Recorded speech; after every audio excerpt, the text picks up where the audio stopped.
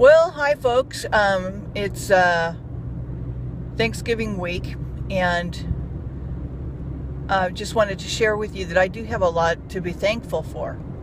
And however, with all the events that are going on in the world, it makes me realize more and more that we really are living in the very end times. Because of all of the evil and all the hatred and all the,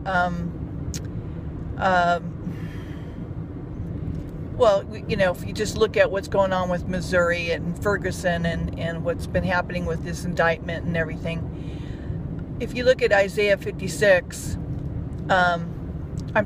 Isaiah 59, even though it's talking about the Jewish people, you can also apply it to what's going on, that there is no truth in the streets, if you will.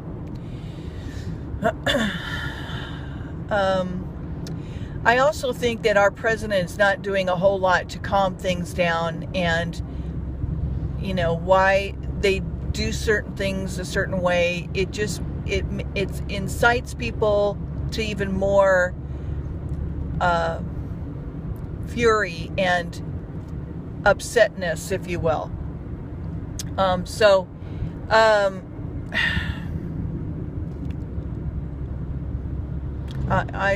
My heart goes out to the families, to people who feel that they have had no justice, to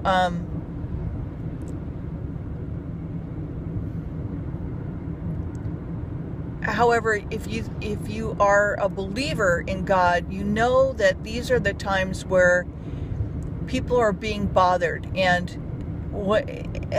demons only are limited in what they are able to do, but they can do great damage to infants, to children, to people. And with Hollywood going, Hollywood, Hollywood, I call it. There's just more and more evil on television. I mean, it's just rampant. So art reflects life, life reflects art, whatever. It just seems like the lines are very blurred.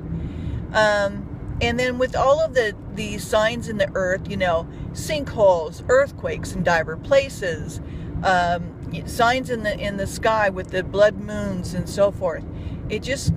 God said that he would send us signs and that men would be horrified, okay? And so we're not even, I think we're just at the precipice of the beginnings of all of this. And I'm already feeling anxious,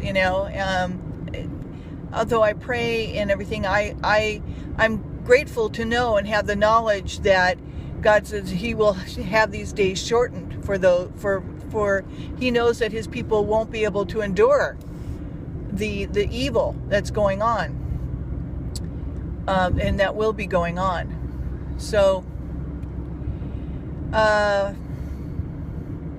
once you have the Lord, though, in your heart, and you know his word and you study it, then you are comforted in knowing that he's coming again. And he says, so be comforted to know that I am coming again. I'm going to take you home with me. And then he's going to come again, and he's going to take care of business. And he's going to bring his new Jerusalem that he's already had prepared. He says, I go to prepare a place for you. And it is prepared. It's waiting to be delivered, if you will. But God has his perfect timing, and his love and his mercy is long enduring. He wants all of us to come to him, and so each generation he waits, and if you do not, then of course you will be pruned in his fire of love. Okay. And it's a pruning process. Who knows how long each man or woman will have to endure that pruning, if you will, what other people call hell. I call it a pruning time.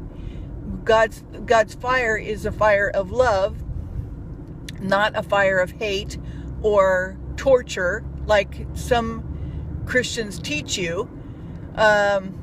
And we get the wrong teaching from way back to St. Augustine and those times, and also when they took out all of the books of the Bible, 20 of them, which you'll find in the Greek Septuagint, for example.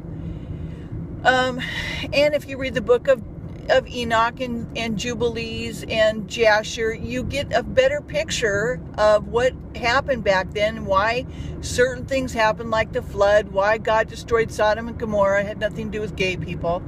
And you gain yourself a little bit of wisdom, then things make sense to you, and you can kind of put things into perspective.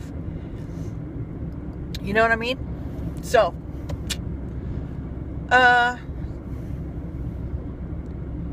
be thankful that he's coming back again very soon.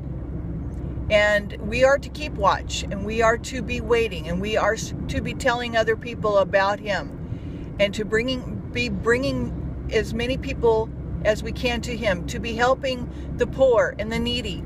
If you can't do it in person, at least send money, send clothes, do what you can. Or if you can, even just go and help a family in your own backyard. God put you where you are right now so that you could do work where you are right now in your own backyard. Take a look around. What can you do for your neighbor, for example? So those are things that, you should be thinking about and trying to do and incorporate it into your life. It's not a lot to ask. It's not a lot to do. If you have time management, you can do these things. So, anyway, that's my message. And to all my friends out there, I wish you a happy Thanksgiving, to you and your family. And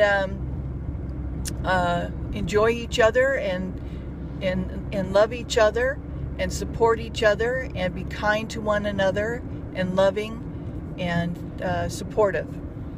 All right. Love you guys. Take care. Bye-bye.